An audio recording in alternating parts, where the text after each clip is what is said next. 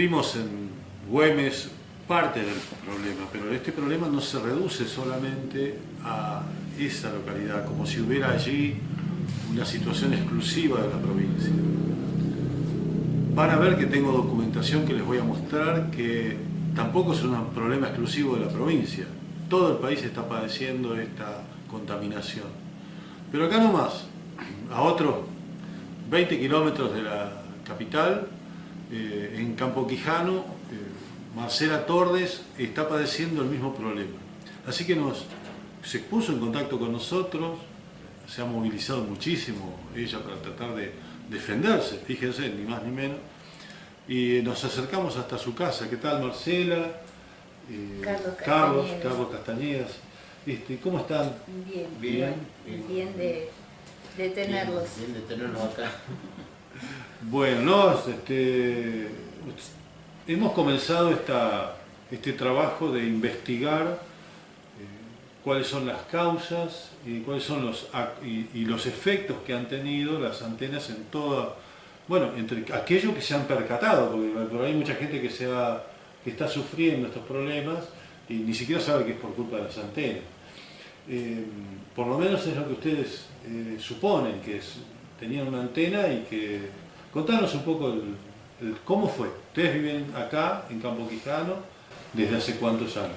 Nosotros, bueno, esta casa es de nuestra familia y bueno, siempre vinimos a veranear y después yo me vine a vivir acá, vivimos con Carlos y en el año 2005 nos damos con que estaban haciendo una edificación al frente de la casa y resulta que ahí pusieron, sin permiso de nadie, de ningún vecino, nada, montaron una antena, más o menos habrá tenido 30 metros la antena. Un poco más de 30 metros.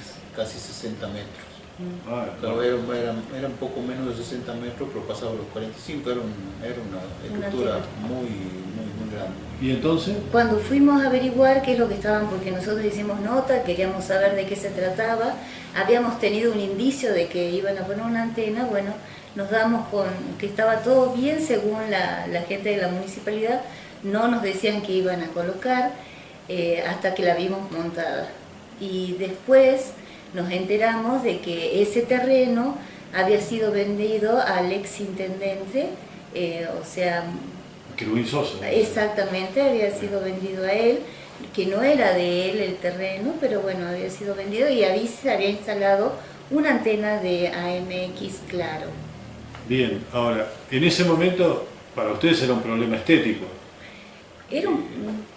Mirá, ¿O ya sabían que había una...? Desde el principio yo como trabajo con cuestiones técnicas, yo soy técnico, desde un principio yo sospeché que, por lo que había estudiado en el colegio, donde estudiamos la materia de seguridad e higiene, y vemos más o menos la interacción de los campos electromagnéticos con las personas, me sospeché que quizás podía haber algo, no tenía en ese momento toda la información que pude recabar después, y en base a eso es que, como dice ella, fuimos a pedir informes, fuimos a pedir los permisos, ningún papel. Eso era como decir, esa fue la alerta que ustedes tuvieron. Sí. Dijeron, bueno, tus conocimientos te permitieron decir, bueno, puede ser algo que nos moleste. Ahora, vos te imaginabas hasta dónde podía llegar la molestia de la antena. En esos momentos no. Después lo pasó? vimos en carne propia, o sea, lo que averiguamos era coincidente con la situación en la que ¿Y estábamos. cuál era la situación que estaba? Cuéntenos, ¿qué pasó? A los 3 años más o menos de estar instalada la antena, Marcela empieza con un problema de leucopenia, empieza con problemas en la sangre, con sangrados profundos, o sea, sangrados que no había cómo frenarlos. Parece una leucemia, sí, internos, nasales, tenía moretones por todos lados. Eran sangrados internos. También, claro. Y no había ningún diagnóstico. Claro, eso te iba a decir, ¿qué te decía el médico? No sabían de qué se trataba y por lo general esto lo califican como enfermedad autoinmune.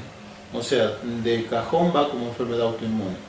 Con el pasar del tiempo nosotros fuimos averiguando, nos metimos de lleno en el tema Claro. Al mismo tiempo que se deterioraba la salud de ella, al punto de que más de 2 veces la tuve que llevar casi en coma a Salta. Es más, llegué a la ciudad y me dijeron, Chango, unos minutos más y no la cuenta, ¿no? Así me decían los médicos. Por supuesto, yo tenía un negocio en la ciudad, ella tenía su trabajo, tuvo que abandonar su trabajo porque no pudo ir más, o sea, los sangrados eran estaban a cada rato y no había forma de que ella pudiera seguir moviéndose. Y yo tampoco podía dejarla acá pensando que iba a estar bien, así que me tuvimos que quedar acá.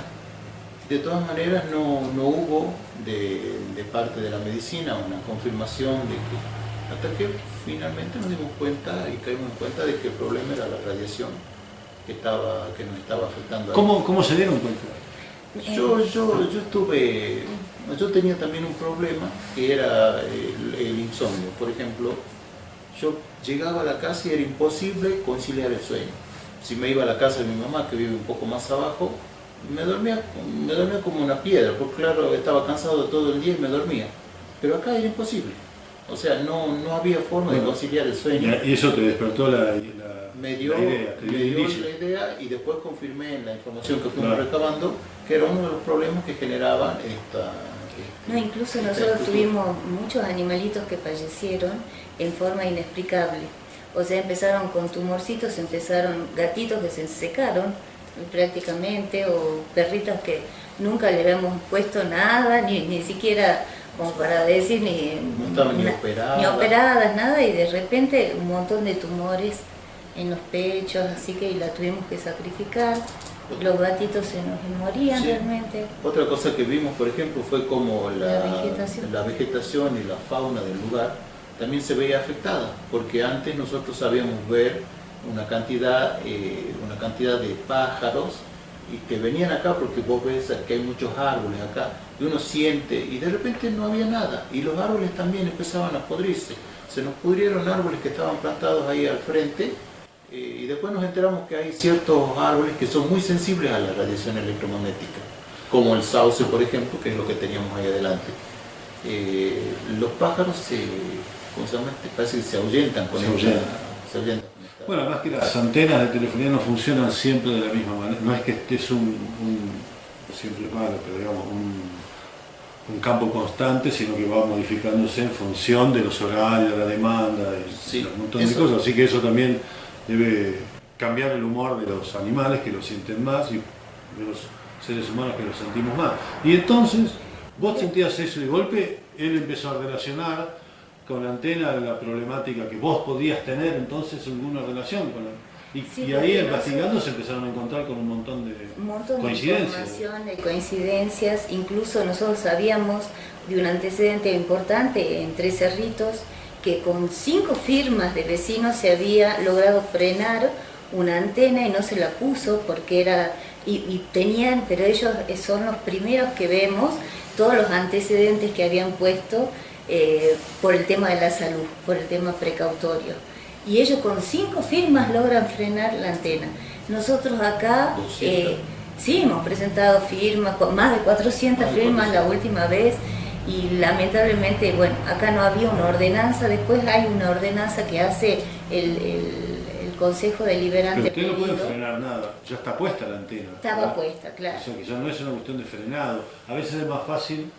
Cuando Por eso es importante este programa, porque ustedes están viendo esto en sus casas, sentados, no sabiendo si tienen una antena cerca, en Güemes, donde 85 personas ya murieron de cáncer.